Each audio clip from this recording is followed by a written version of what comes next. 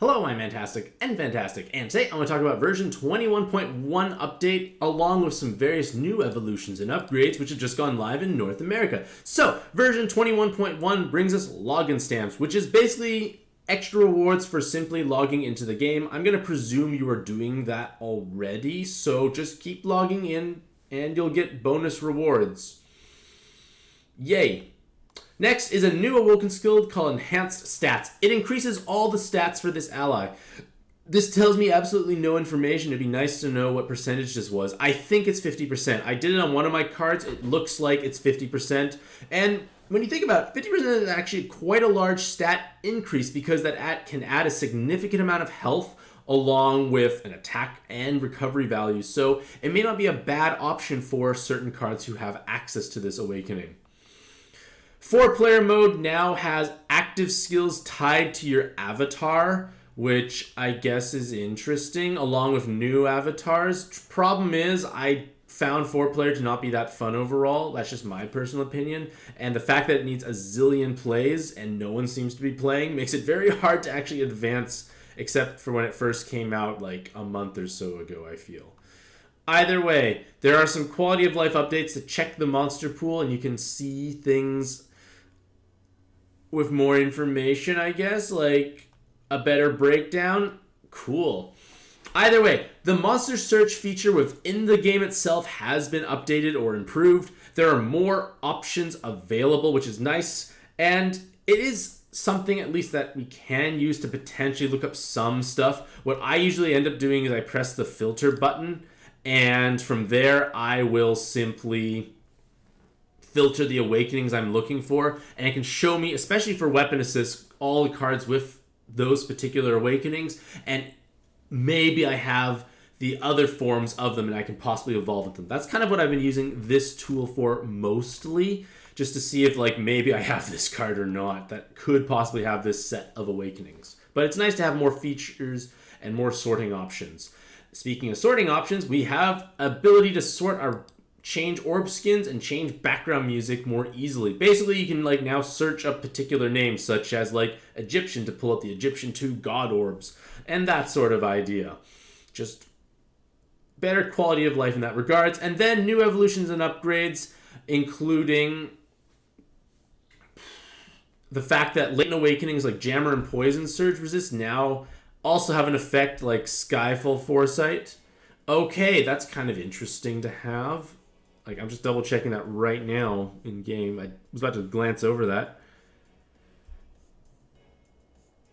Well, that tells me nothing in game, and this doesn't tell me much. Maybe it gives Skyfall Force. I have no idea how that works. Maybe when you resist, you force. I don't. I'm so confused. Skills to select collab characters that contain orb types in the type skills. Troops will now display orb icons instead. That's nice. Just a visual thing. More achievements have been added, so check to see if you had enough level 120s already to auto-complete it anyways. And then evolutions and upgrades. We have Elfride. So, when Elfride first came out, she was one of the better system-style teams, so to speak, that could clear UN2. Now, her effective health multiplier was 72% damage reduction. Now it's 75%. It's a significant increase in bulk, but it's still only 16 times, so it may be a little bit awkward where you could potentially use her. I have like 5 or 6 copies of her, so like maybe I can bring it out and swipe some stuff, because in theory, the damage output is higher with more rows added, and their Super Awakening is now potentially 2 7 combos as opposed to just 1 7 combo, which can be quite nice. Her weapon assists have also been upgraded to have just condensed row awakening, so you just end up having more passive damage there, along with here as well. Never a bad thing to have. I still haven't used mine in quite a while, but maybe I'll take a look at her again. Millie's leader skill, I believe, just has more stat multiplier compared to what it was beforehand. I don't recall. I don't think it was 4.4 times. I think it was lower, so this is obviously an improvement. The active skill, I believe it's just changing the text to show the orbs instead of the wording itself, maybe. Awakenings-wise, if you like mono wood teams with TPAs, it can be strong because there are 4 OEs. There's Team RCV, HP, and a full second of movement time. Her other weapon assist has 2 TPAs, triple Team RCV, and Team HP. I don't think TPA-based teams need RCV as much. I think everything just needs HP more than anything else. Like, so... Because the thing is, like, at this point in time, I feel that most things hit so incredibly hard that you need so much effective health, so you have to hit these health thresholds. So even one team HP is kind of dicey nowadays, I feel. Almost. Because I have to bring, like, 2+ per weapon assist now, I feel. Maybe you can compensate in other ways. Sagiri's leader skill has been improved. It is a large attack multiplier because you just need to get 5 different attributes and an L of anything. You get a large multiplier, which is cool. Still don't think I'm really going to use them. Their personal damage is improved because they gain 2 4-attribute awakenings. But their weapon assist might be more interesting, potentially. Like, this weapon assist, I feel, does a large amount for rainbow-based teams. You get a guard break, you get 3 attribute, you get an L, you get a team HP, you get a whole second of movement time, and a devil typing. Like, that's a pretty good spread of awakenings for rainbow-based teams. And the active skill itself at least gives absorption cancellation and 2 turns of delay, so it's not the worst thing to have. Again, 1 team HP, again, is on the like lower end, of course. For their other weapon assist, it has full poison resist and 2 Ls. Again, 0 team HP awakening, kind of hard, I feel, to actually bring anywhere. Silvert has been buffed to have condensed rose, so again, more passive damage for him. His active skill has been improved slightly, along with his leader skill, which is probably not going to necessarily be relevant. It says they increased the stats. I don't know how much stats he gained because they don't even tell me. Their weapon assists are quite spicy, kind of like most of the cards from this Pantheon, to be honest, because he has 2 team HPs and 5 water rows, along with the fact that it's 2 turns of haste with the active skill itself. So it does quite a few useful things for water row teams. He was kind of just for water row stuff to begin with because his weapon assist, the other one, gives water sub-attribute, 3 rows, God Killer, and Combo Orb. Again, it is unique set of awakenings, I feel, including a killer alongside, which can be potentially useful. Camila has gained some condensed awakenings on her 10 combo, but I feel like the biggest notable improvement is her active skill now giving 5 million button twice as opposed to 3 million. Again, button farming is pretty stylish nowadays because there's a lot of repetitive dungeons we have to play, and Camellia has 4 dungeon bonus awakenings with her super awakenings, which is the most you can have, plus a button through her active skill. Again, that's what you kind of want to have for button farming, usually dungeon bonuses and buttons. So Camellia's kind of doing a bit of all of that overall. For her weapon assists, I don't find them as impressive. There are quite a few other options for dungeon bonus awakenings, so not that impressed by having just them, because we have, like, say, the Gemstone Princesses now who actually give that. And again, I feel like I would rather just have duplicate Camellias, so I don't have enough copies to make weapon assists, but I guess if you needed a VDP heavy team and a cleric style active skill, maybe, but no team HPs. For Conrath, their awakenings have been improved. Their active skill is now 3-turn cooldown. I believe it maybe was before. I can't remember, unfortunately, but it's been improved. Take my word for it. Gungo says so.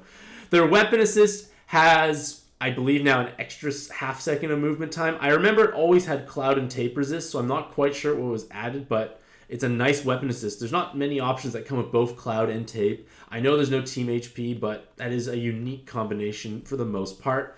Other weapon assist has the cross. They have the full bind immunity still. More OEs, I believe. They have that jammer resist. For Mei Fang, her awakenings have been improved, so I'm quite confident her damage output has increased, but her active skill, I don't quite know how it can fit in this day and age. It's 2 times max HP, which I guess is kind of buffing your HP, but looping shields tend to be a better solution. But her weapon assists have guard break, I believe now. I remember that team at HP and RCV before, and the 3 attribute. I think the guard break was added. I can't recall if it was. Her other weapon assist, I'm pretty certain, didn't have both 5 attribute and super blind resist, which is unique in the sense that I don't have too many super blind resist options.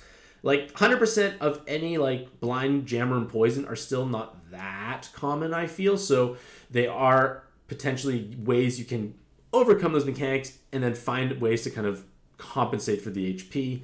It does give a light sub-attribute, which might just end up lowering the damage output of the card you give it to, because most rainbow cards have different attributes, so changing it to a 15% is not so great. Lawrence is interesting, I feel, still. Like, he does have 3/10 combos. He has an L heart. He can get an L heart through his Super Awakenings or another 10 combo. So he can be a way to add more effective health, assuming you have enough Heart Orbs on the board. Because if you don't have things like, say, Patty, who tends to be like the superior choice in most cases, especially light-based teams, Lawrence can potentially compensate with 2 Heart L Awakenings, and then his own damage output is respectable at that point. It is a 5-turn cooldown for absorption cancellation, but it also makes a bigger board. And that bigger board can be life-saving depending on the type of team you are playing. Like, something that I can think of is your Misaka teams, like Little Misaka, Big Misaka, like just past this collab. His active skill can fix the 7x6 issues if you don't have Christmas Celica, but it is now time for Christmas, so you should really be trading for Christmas Celica anyways. But let's say you didn't. Lawrence can be a potentially life-saving solution, because that team does not do well on 5x4 boards. And being able to make the board bigger, as well as potentially layering on an inherit that you want to use on turn 1, as opposed to, say, Patty's just 2-turn haste, it might be useful. Patty is, again, usually the superior choice because the bulk, but 2 L's might not be a bad thing. But again, Misaka teams don't make hearts, unfortunately. Maybe aggregate teams, this could be a potential alternative, I feel, for Patty, because I don't have Patty, and maybe I'll look into Lawrence more. Weapon assist, it's great if you are a light VDP team, because you get a VDP and 2 Team HPs. And what's a light-based team that can benefit from more combos and VDP? Aggregate teams! Hooray! Because Aggregate is still a strong leader if you have enough copies of him. It's reasonably brainless, too. Other weapon assist is loaded up on Team RCVs, which might be useful in some cases. Like, that is a large amount of healing increase, and then 1 Team HP and a skill boost alongside of it, and light sub-attribute. I feel like, again, like I said, this Pantheon does have exciting cards overall. And that is the end of all the new stuff in version 21.1, along with the new evolutions and upgrades. So, let me know what you lovely ladies and gentlemen think about these cards in the comment section down below. I will talk about Christmas in the very near future, and happy puzzling.